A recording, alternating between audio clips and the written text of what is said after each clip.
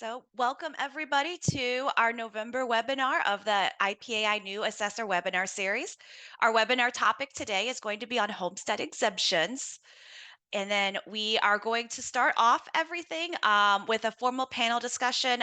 We've talked through some questions with our panelists that we're going to ask and do, a conversation around different homestead exemptions. And then we will also open it up to Q&A from the audience. I will ask all of you, if you have a question during the panel discussion, you want to pop it in the chat, that is fine, but please stay muted during the formal panel discussion part. It'll help things go smoother. But then when we get to the Q&A at the end, feel free to unmute and ask your questions that way as well. So our panelists that we have today, we have Mark Armstrong, who is the Kane County Supervisor of Assessments.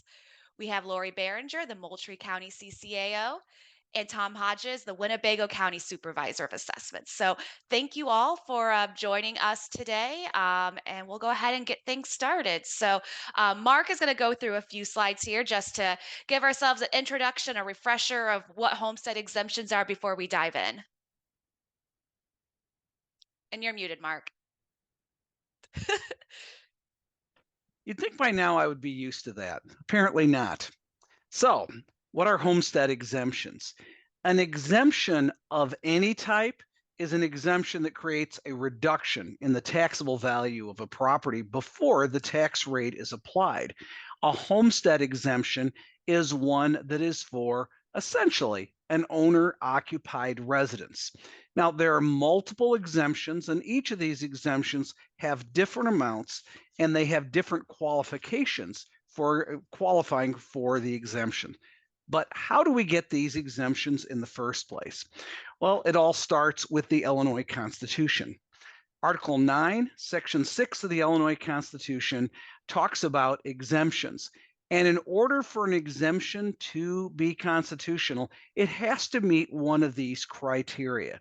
So you notice for non-homestead exemptions, we have property of the state, units of local government, school districts, and property used exclusively for agricultural and horticultural societies and for school, religious, cemetery, and charitable purposes. So that's our non-homestead exemption, but then we have one new sentence there, and that is the General Assembly may, by law, may grant homestead exemptions or rent credits.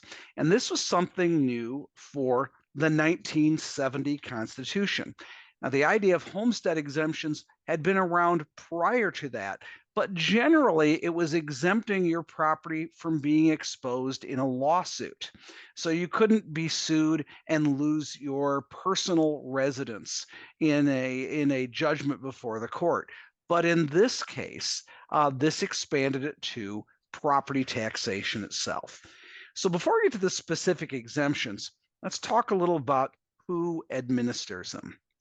So our first group that gives us information is the Illinois Department of Revenue. Now, the Department of Revenue is tasked with directing and assisting local assessing officers, both at the county and the township level, in performing their duties. And IDOR will often provide guidance on the application of homestead exemptions. But for the most part, the Chief County Assessment Officer, that's the supervisor of assessments in 100 counties, or the county assessor in Cook or St. Clair counties, administers and grants homestead exemptions. In doing so, they are acting under the direction, though, of the Board of Review, because your county Board of Review is the final authority in granting or denying homestead exemptions. So let's look a little bit at what kind of homestead exemptions we've got. The first homestead exemption was adopted after the 1970 Constitution became effective, was the Senior Citizen Homestead Exemption.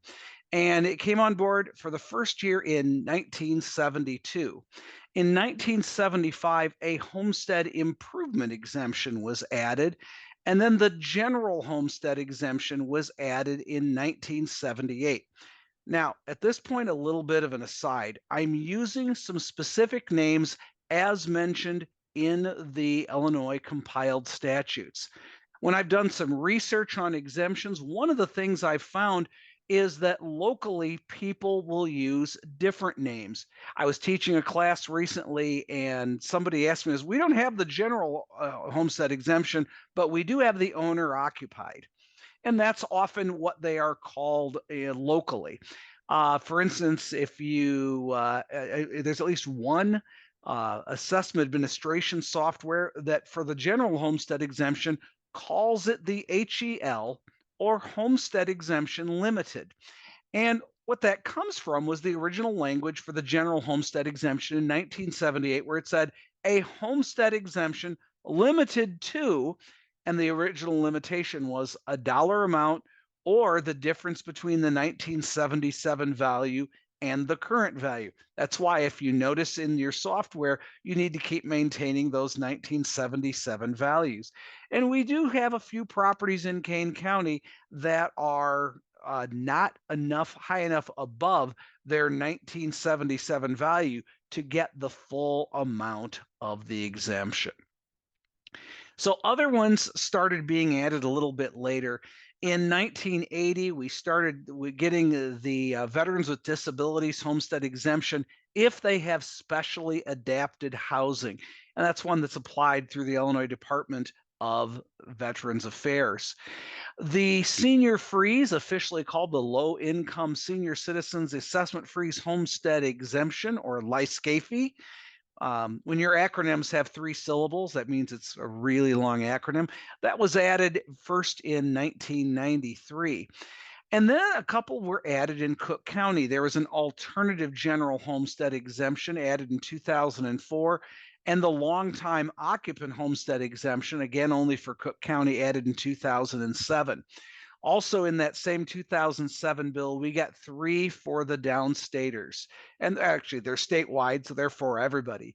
The persons with disabilities homestead exemption, the standard homestead exemption for veterans with disabilities, and the returning veterans homestead exemption. The last homestead exemption was the natural disaster homestead exemption that was added by the General Assembly in 2012. So that gives us a little bit of a platform about what we're talking about today.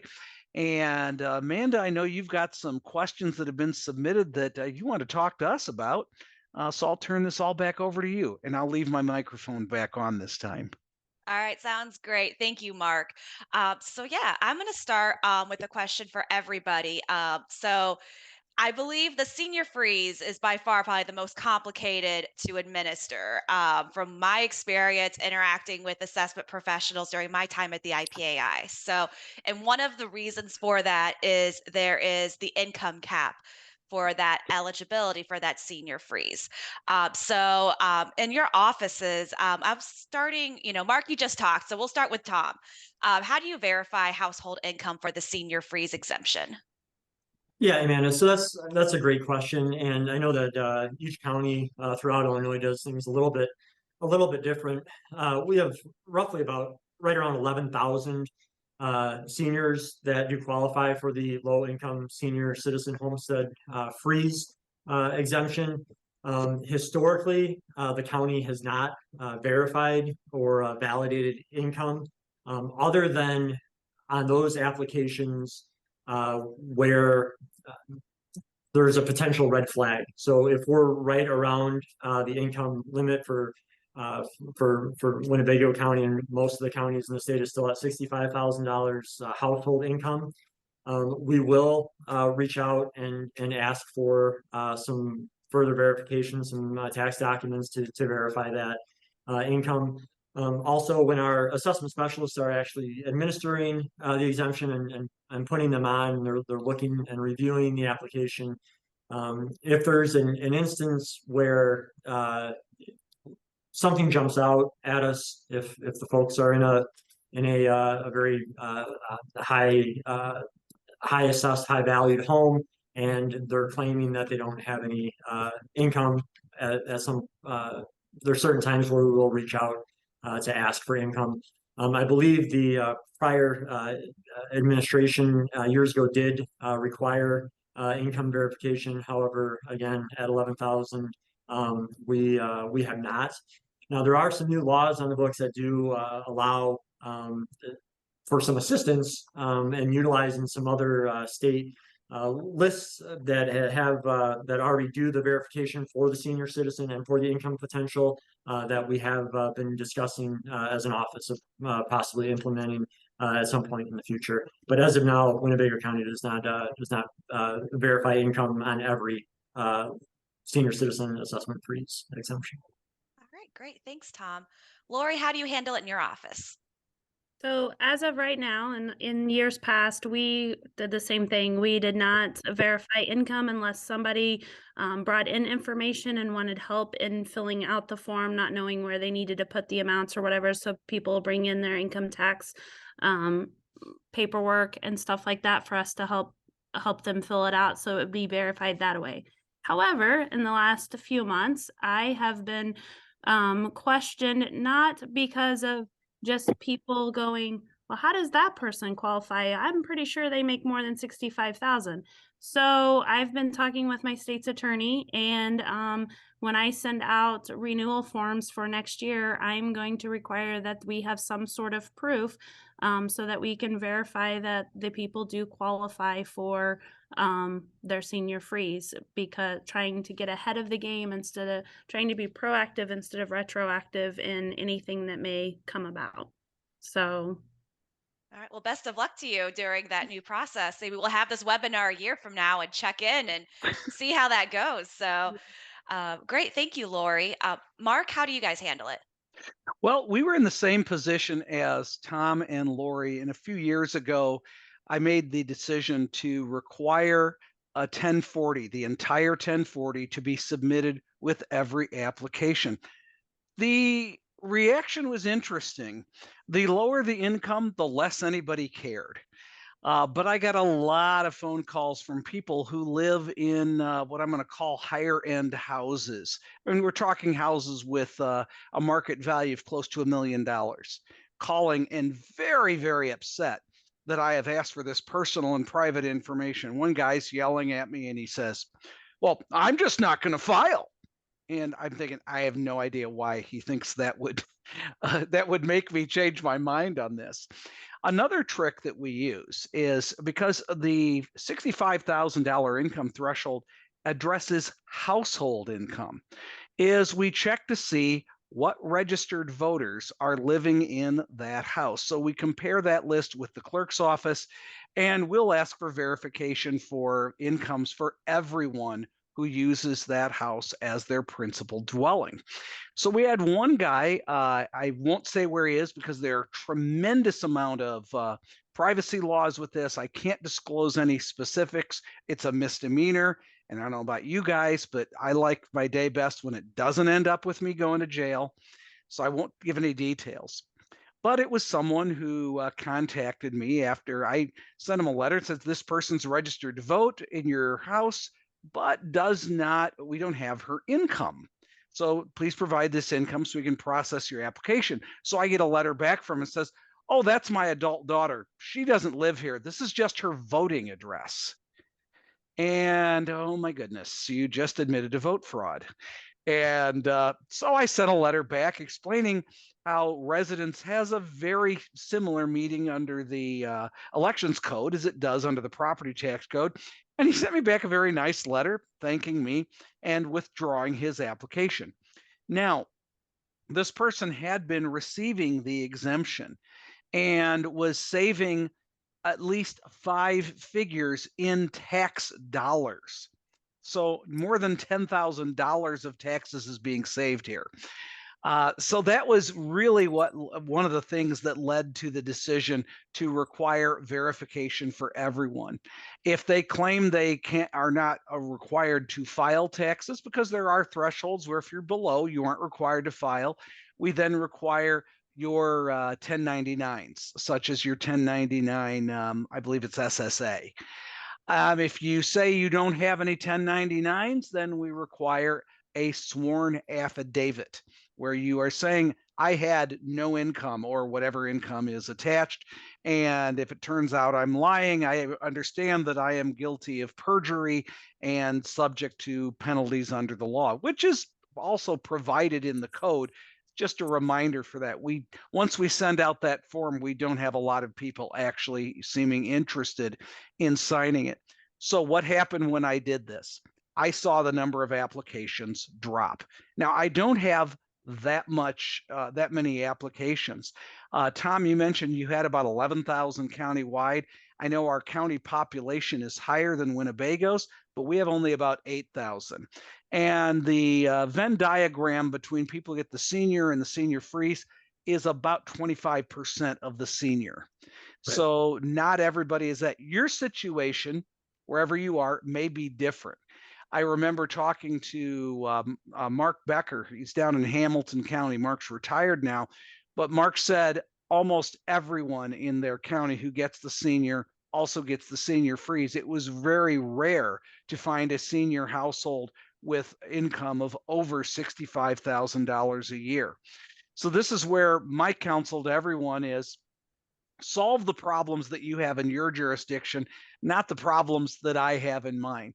My decision to do this was based on the things I was facing in Kane County. If you don't have the same problems, your solution may be different. So there are different ways to do it. And that's why supervisors of assessment have broad discretion in making this determination, so we can solve the problems with solutions that apply to our own jurisdictions. And I add on top of that, and that would speak to why sometimes, even if you've been doing it a long time, you need to change at that point because you start having issues. Hence the reason for me doing it for 7 years and now potentially changing. So, Absolutely. Yeah, well, I appreciate all of you sharing your perspective on that. I'm going to guess we probably have 102 different ways this gets done across the Oh, I doubt state. there's more than 80. Okay, fair enough. But yeah, thank you all for that. I'm going to move. Laura, you gave me a few different questions about some of the exemptions for people with disabilities. So your first question, I'm going to try to use the annotate tool here. I believe it was between these two exemptions, wanting to discuss what the differences are between those, and can someone qualify for both of them? Is that so right? Did I highlight the right yes. ones on here? Okay, great. Yes. So persons with disabilities usually has some sort of form where they can verify they're getting basically SSI, Social Security for their disability. So there's some different forms and they're listed on the back of the exemption sheet on what forms can be presented to verify that they're a disabled person. Your disabled veteran has it has to be a service connected disability. So they can't be a veteran, serve in the military, and then have some sort of disability that was not connected to them serving in the military. If they have a disability and they're a veteran and it's not connected to their service, then they would qualify potentially for the persons with disability exemption. To qualify for the veterans one, it has to be service connected disability. And there's a summary of benefits letter that they can submit to verify that information. All right, great. And then I believe your next question was about just this exemption here. What are acceptable forms of documentation for this exemption? So there is actually a website that people can go on, and I don't know if people know this. So this was something I learned after I took office. There is a website, and we actually have step by step how you can go through that website, and you can get the letter showing the benefit letter showing that you are getting Social Security for disability. And then, like I said, the back of that form shows you multiple like COLA letter, award letter. Most of the time, these things will have those words associated at the top of the form. Because I think that was something, again, that was kind of difficult when I first got into office was knowing what form am I looking at. Yeah, I see the back of that sheet and it says I can accept these, but is any of these that this person's presenting to me actually one of those forms that are listed? So just being able to see those. Yeah. If you have the link for the website at some point, if you want to drop that in the chat for people, I think that could be super helpful. So, um, Okay. Yeah, thank you. And then I have one last question about the the persons with disabilities exemption. What does Class 2P or 2M, 2H, 2D, and 2V mean? So if somebody has their maybe they went through the Secretary of State and got a disability card, which would be kind of like it looks like your driver's license, very similar to that. On there, it tells you that you're a class either 2 with one of those initials on it. And, you can actually it doesn't matter which one of these letters is on there, that still classifies them as being able to get the disabled exemption. P stands for physical disability, M for mental, H for hearing, D for developmentally delayed, and V for vision. So All right. Well, thank you, Lori, for walking through those exemptions there. And yeah, if you can find that link, just drop that in the chat and you guys could copy and paste that for your reference there. So, Tom, I'm going to go to you next. Question about being able to prorate exemptions. Are you able to prorate homestead exemptions to the date of occupancy? So the statute does allow and requires that some homestead exemptions be prorated due to the date of occupancy. And unfortunately, like a lot of things in the statute, it's not real consistent on how it asks us to do that proration. So first off, on the veterans with disability exemption, if and regardless of the level whether it's at the 30% level all the way up to the 100% level, we are able to prorate uh, that exemption based on the purchase date of the property. However, unlike the senior citizen homestead exemption, where we can also prorate it due to the purchase date of the property, the veterans with disability, we're actually prorating it beginning for the very first month following the date of purchase. So if they purchase the property in July 12th, they're gonna that initial month that they're gonna get that exemption would be August 1st for the remainder of the year. And the senior citizen exemption is a little bit different. We prorate it actually to the date of the sale. So that purchase date of July 12th, we would prorate it beginning July 13th. And it's actually days to the end of the year. With the general homestead exemption, just in normal usage, there's not a proration. However, when it's new construction and we're doing an instant prorated assessment on it, we will prorate it to the date where it is fit for occupancy. So that's the only time that we prorate the general homestead exemption. But the veterans with disability exemption, we prorate months, and the senior citizen exemption, we prorate days. Now, it's important to note with any of our proration, we're only prorating on the front end. So if we have a senior citizen living in a home as of January 1st of a given tax year, they sell their home that July 12th date, move somewhere else, they're going to be eligible for that proration on the new house. We're not going to go back and remove the exemption or prorate their existing exemption on the property that they sold. So that I believe in a nutshell captures the three main exemptions that we prorate. All right, thank you. So, Mark, I'm going to go to you to my next question here. If you deny an exemption application, how can the taxpayer appeal that denial? Well, section 15-10 of the property tax code says that all applications for exemption need to go through the Board of Review.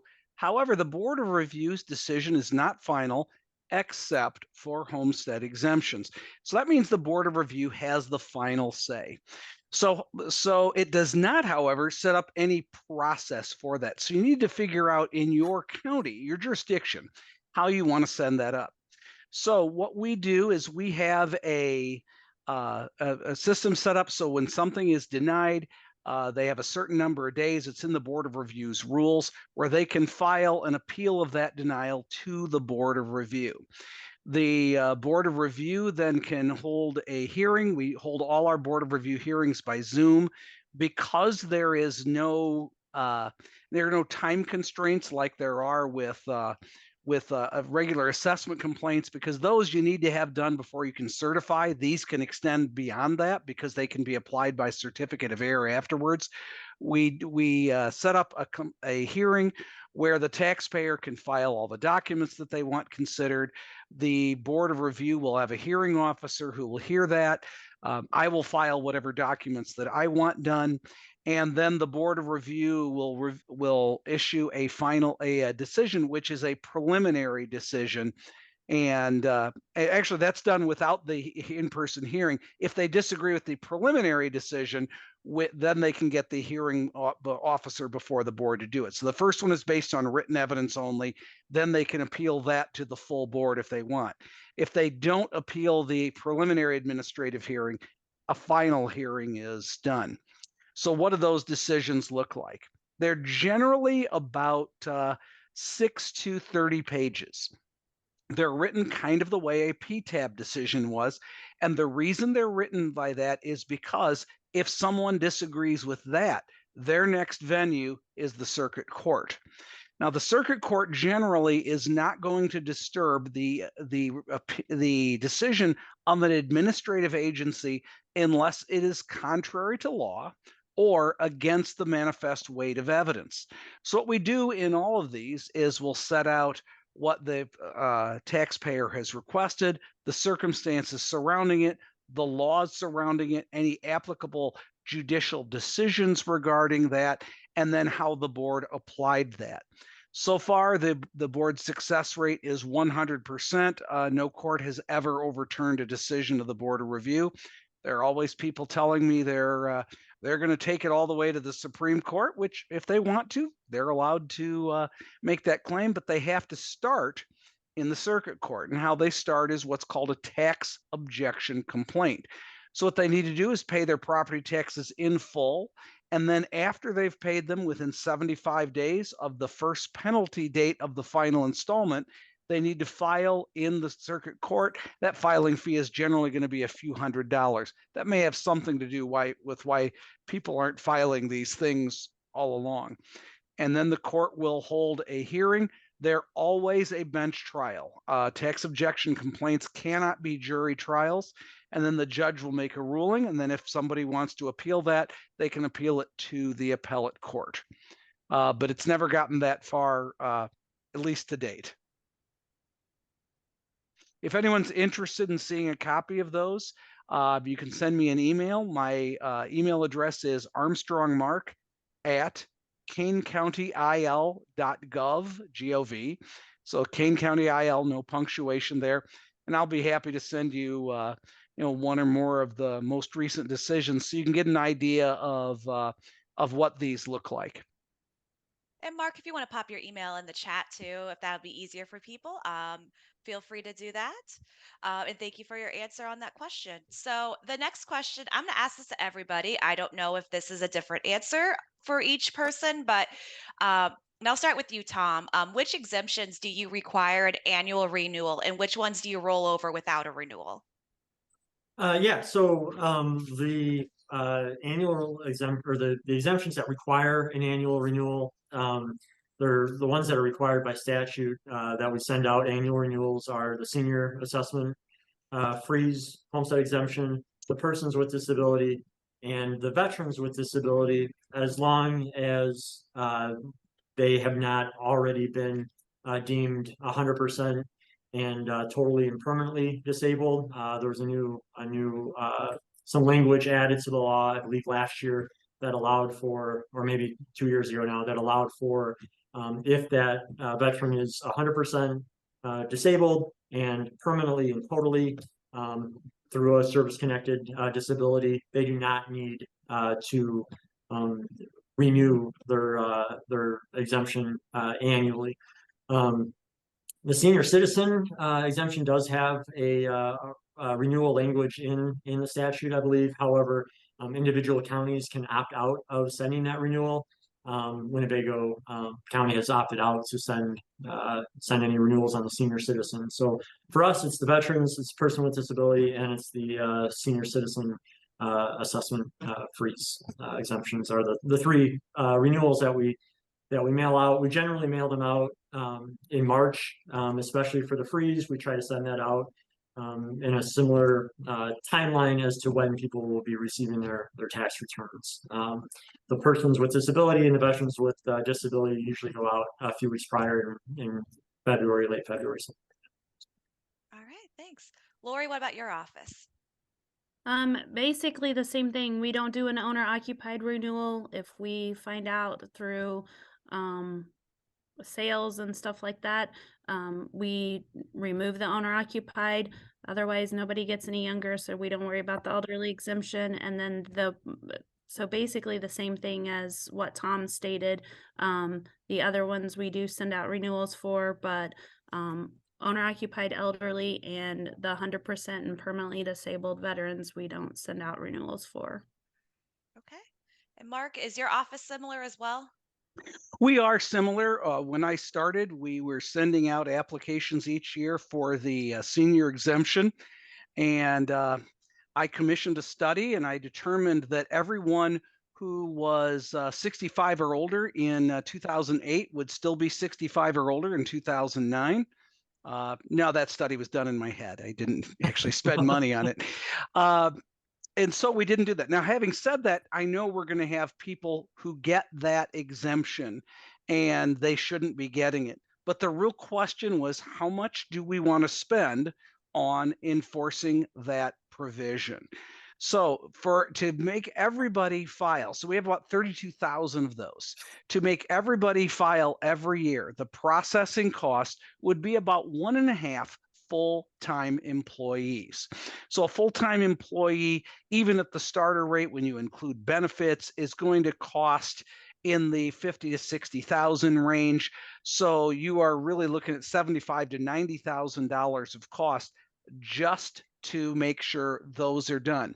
Now, what will the benefit be on every exemption that is caught? Well, I'm working that up right now because I wanted to see what the tax rate would be.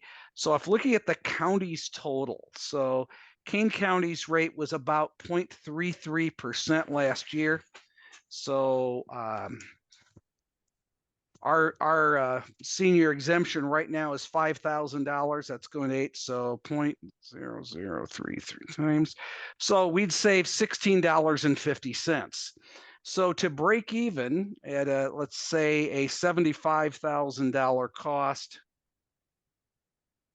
we would need to catch about 4,500 exemptions just to break even on that cost. And that doesn't even consider the cost of printing and the cost of mailing them every year. Because if you require them every year, that's a 32,000 a parcel mailing issue that happens. So in doing all that, I decided I don't think it is economically viable to do this. I explained this to the county board.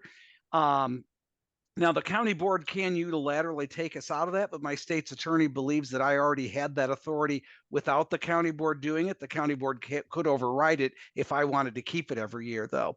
But I went and said, I'm cutting this. If you want to fund this, fund 1.5 employees plus the cost of all that mailing.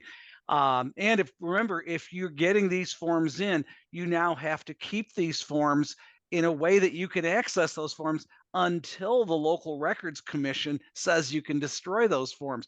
So we're now up to $100,000 in overall costs to administer this a year. I didn't see a good reason to spend taxpayer dollars that way. I can find better places to spend $100,000. Now, having said that, each county is going to have its own issues and its own way of doing this. This shouldn't be taken as this is what every county should do, but it was the right decision for my county. Right, thanks. And it looks like we had a comment. Stevenson County sounds like that's similar to how you guys were talking as well. So I had that comment there. So I'm going to move on to the next question. Lori, and you sent me something about this too that I'm going to put on the screen. How do you determine qualification for a leasehold exemption? So we explain to for the first year that I was in office, there was really nothing about people. And when we're talking leased, another name is rent, but we stick to the lease. name because that's what's stated in the property tax code. And so, and you have that up on the screen of the verbiage that has to be in a lease agreement to be able to get the same exemptions on a leased property as one similar to being owner occupied. So, and then we have a form, an application that has to be, so that's another one we require to be renewed every year because people that lease don't tend to stay long-term like someone that owns necessarily. So we do require them to refill out an application. If their lease is good for longer than just 1 year, then we don't require that lease. As long as it's the same person, we just require the application. We only need a new lease when it's a new person that's leasing that property. All right. Thanks, Lori. Mhm. My next question I have here is for Tom. Do you provide a letter or estimated tax bill that taxpayers are able to provide to their mortgage companies to adjust their escrow according to what homestead exemptions they are receiving? Yeah, so we used to. We would provide an estimated, essentially an estimated tax bill letter that would take into account any homestead exemptions that they have qualified for the upcoming year. And then there's some language in there that they can provide that letter to their mortgage company. Now, we were completely inundated with requests to the point where our office's chief deputy could hardly keep up with it. So maybe half a year ago, I reached out to Mark at King County, and as I often do, as a lot of us often do, and to pick his brain on what they do. And he had the very good idea on what they do in King County. Mark, excuse me if I misspeak here, but what we're doing now is we essentially just for the higher level veterans with disabilities, so those DV3s and DV4 level disabilities that are going to take all of their taxable value and wipe it away. Monthly, we'll generate letters. So if somebody comes in our office and asks for a letter, we will take down their information, and then the beginning of every month we generate just kind of a form letter. It's not as detailed as our previous letters, but essentially telling them that per the application and per statute, this person is going to qualify for such and such exemption for the following year.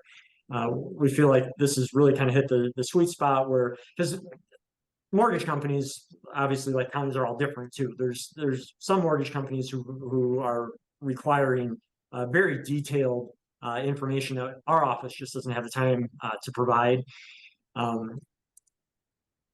We love to try to help taxpayers out though whenever we can. And if there is kind of a one-off type of a situation that they're having problems with their mortgage companies, and if it is a veteran with a disability that they're going to get a majority of their assessed value reduced, then we will generate a specific letter. But in general, it's just a form letter beginning of the month for a very specific set of recipients for exemptions. All right, thanks. Mark, was there anything you wanted to add to that, given that it sounds like you provided Tom with guidance on this policy? Tom spoke very well. That's exactly what we do.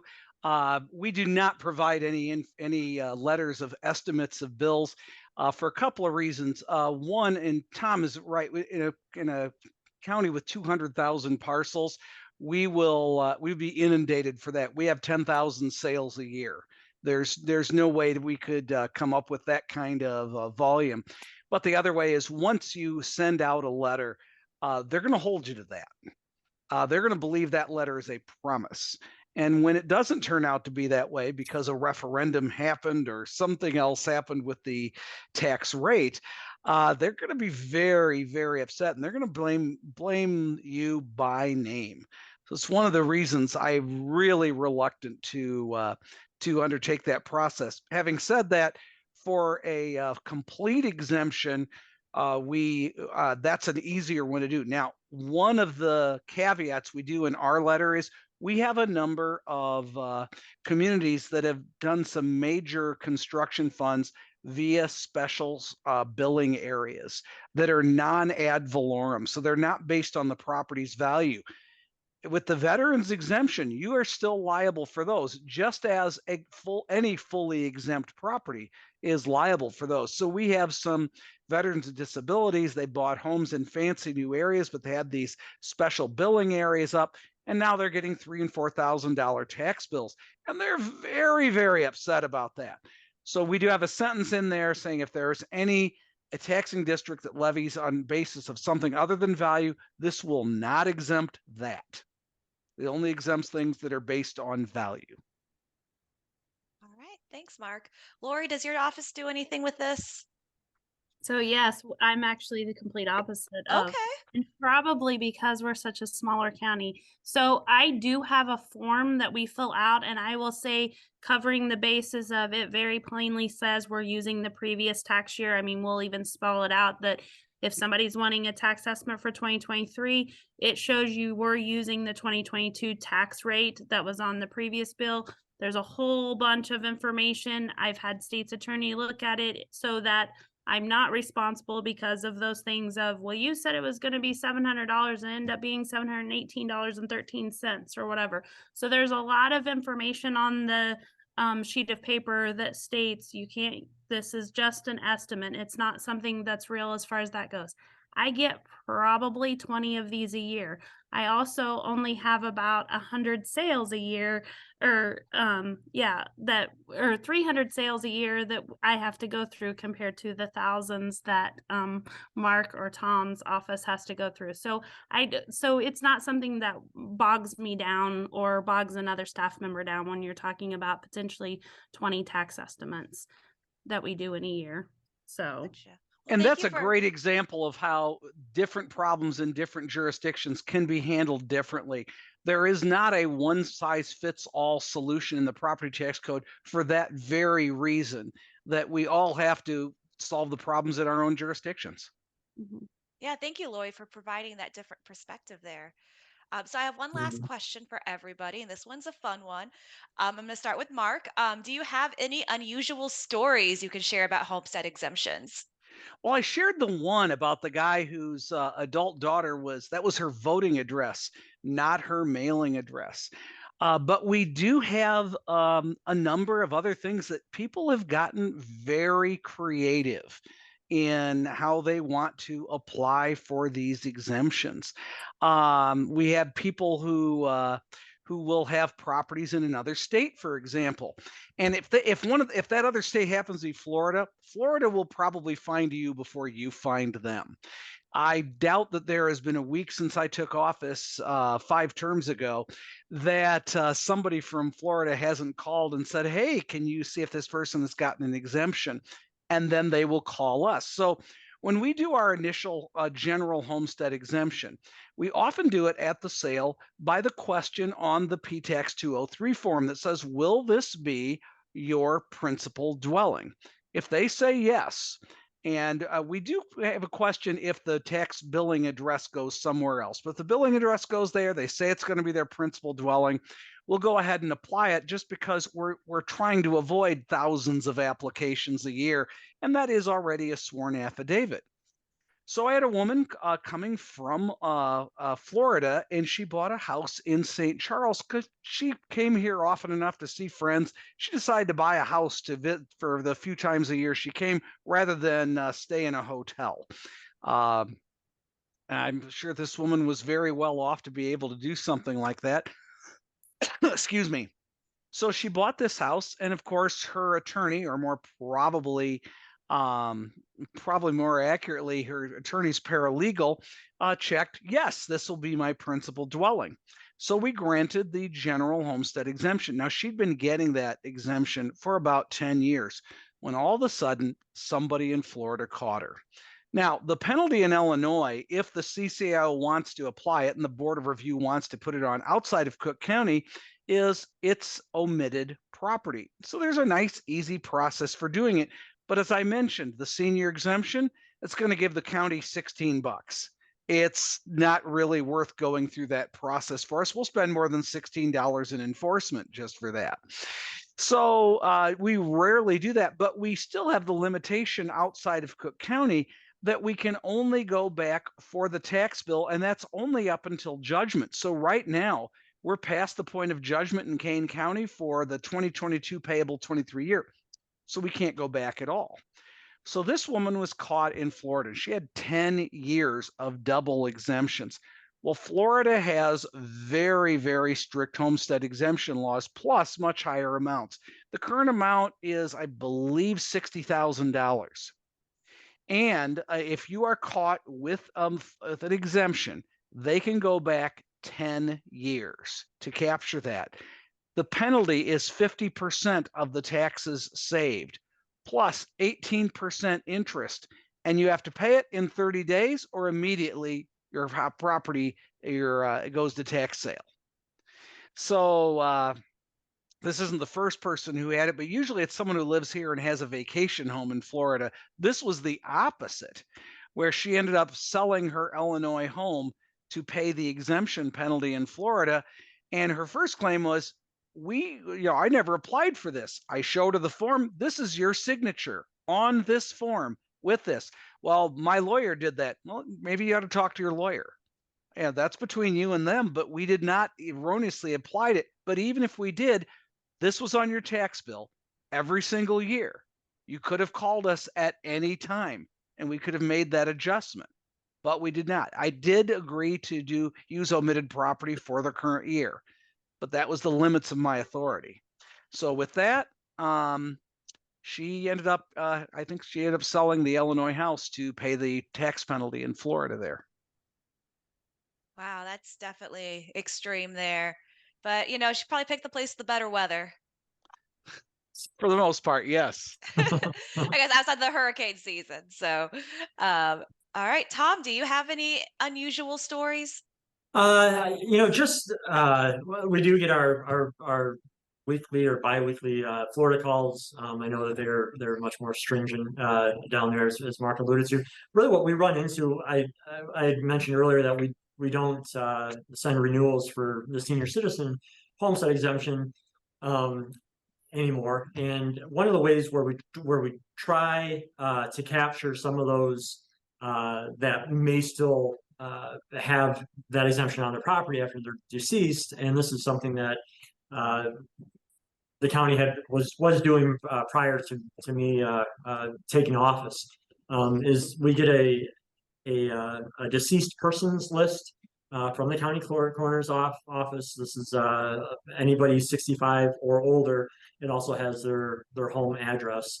We run that through a SQL database search in conjunction with our data and showing who actually has the senior citizens exemption.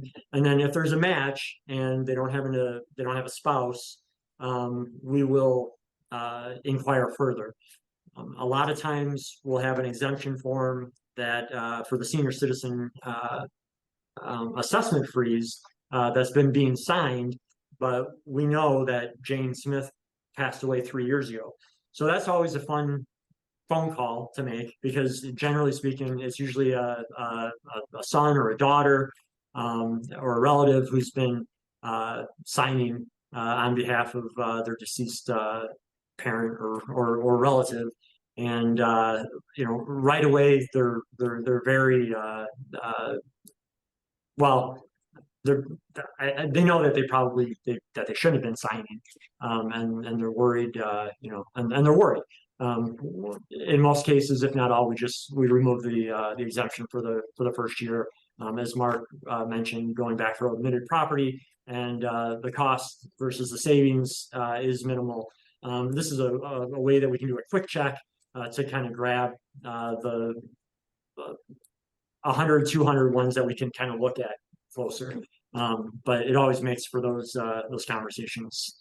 Makes for some interesting conversations when you call and inquire about who's been signing this exemption. Yeah, I bet those are some fun calls for sure. Thanks. Lori, do you have any unusual stories? So a couple. One, we had 2 different couples in Moultrie County that, actually were married, and the husband lived in Moultrie County and the wife lived in another county, so their owner occupied got split in half. And then, the other one is when the disabled veteran exemption became that 70% or more was, basically tax exempt based on their values of their homes and stuff, not meeting the threshold, in Moultrie County. We had lots of people that had significant others, but were not married, and so, of course, the disabled veteran was not on their, deed, so this is kind of some of the process of why I have a stringent, more leasehold application and stuff, because they wanted to try to go that route of getting that exemption, even though the person's name was not on the deed and Oh, there was no connection of being married or anything. So to take advantage of that. So, that's interesting. mhm. All right.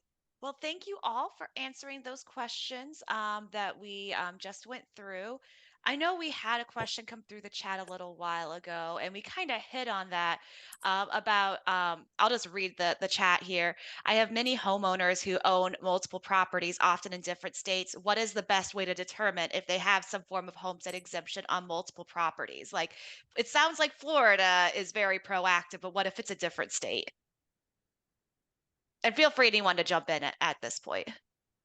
Generally, we're asking every year on the form, do you own property in any other location? And we ask them to attach a tax bill because we don't want to have to hunt for the number. Then we will check to see themselves whether they have a homestead exemption on that.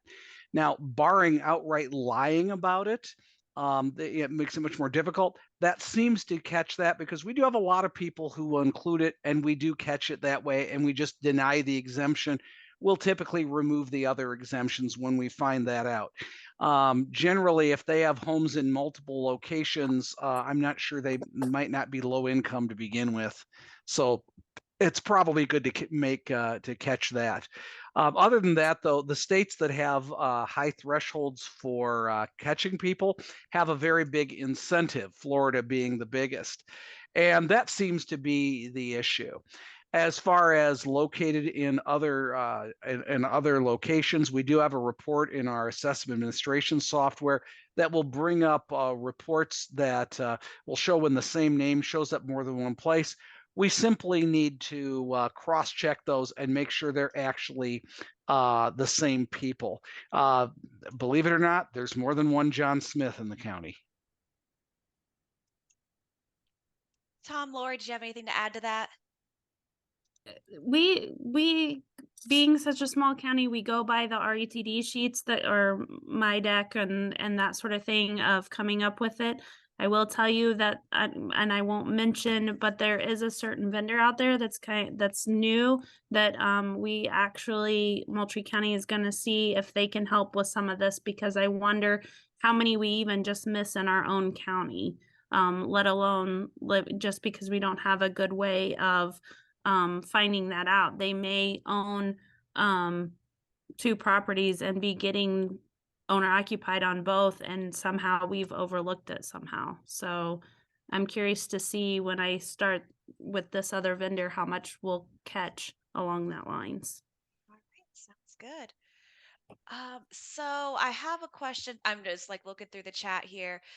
Danny asked, is it true that we no longer need social security numbers?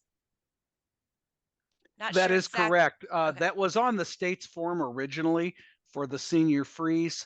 That has been taken off. So nobody's asking for practical purposes.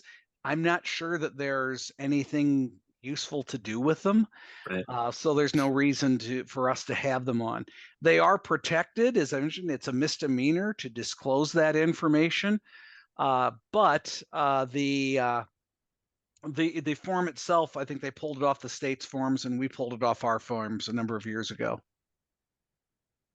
All right, thanks. Amy V asks, on senior freeze, can you explain when to adjust the base year amount for the senior freeze? Yes, the base year can be adjusted in two instances. One is if the value of the property drops below the base year for a reason other than a temporary irregularity, like they had a fire, they rebuilt it. That's not an adjustment. But if it adjusts downward just because of the market adjusted, that resets that as the new lower base year. The second thing is if they added something to the property, then in the new year when that is added, let's say they added a room addition that had an EAV of $20,000. In the first year, you would add that in as $20,000 of new value to the senior freeze base, but then at that point that becomes the frozen part of that base. So your frozen part comes from two different sections: the original base year and then the first year that it was added. All right, thanks, Mark. We've got one more question right now. Keep throwing them in, guys. We've got some time to answer questions here. But the next one we've got here, what is your policy on emailing exemptions, or do you require original signatures? So for Winnebago County, if somebody calls up and wants to email, if it's like we have a lot of rental agreements as well, and we have management companies who will send them. We need all that paper delivered through mail. However, if there's a kind of a one-off where we're on the phone with somebody and they just want to email it directly to myself or to one of our other assessors, we do allow for that. We're kind of curiously watching some other counties as they implement electronic exemptions. We're curious as to how that's going to work out. It's something that we do want to move towards in the future. However, with our large contingency of seniors, I don't know if it'll be a 100% flip to digital, but we do allow for email exemptions on the special occasion. All right, thanks, Tom. Mark, Lori, do you guys do anything differently? I don't. Okay. Very similar to that. We're actually actively working on a portal with our vendor for applying for exemptions. We're rolling it out without the senior freeze to start with, because the senior freeze is the one where the most stuff can go wrong. So we want to start it off with some easy things, and if that gets up and running well, we're going to open up that portal for not only exemptions, but other things, including Board of Review complaints and non-homestead exemption applications.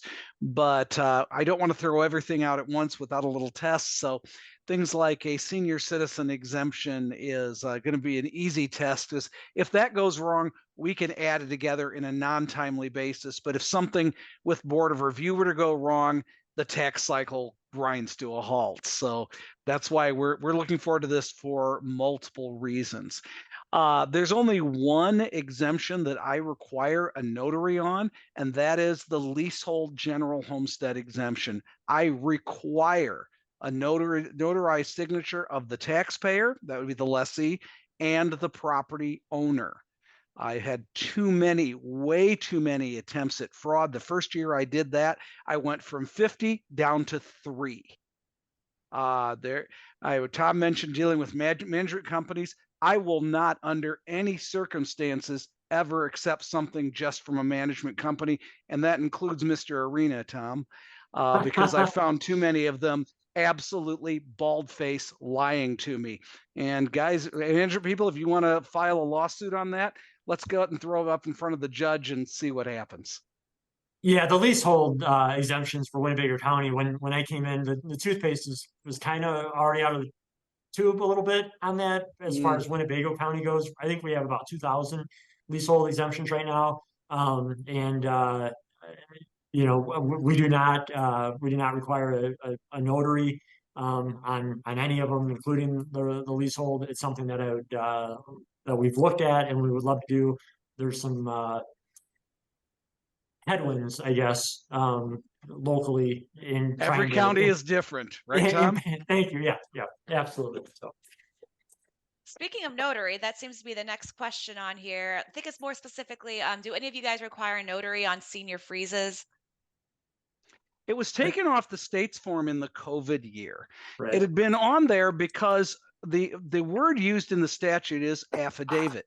Affidavit by law means somebody swearing something to someone who is authorized to hear oaths and receive oaths, and that would be a notary. So the statute hasn't changed. However, the Department of Revenue removed the notary requirement from their form on the senior freeze. So we did the same thing on our forms as well. Again, that was one where we spent a lot of time with the state's attorney on this.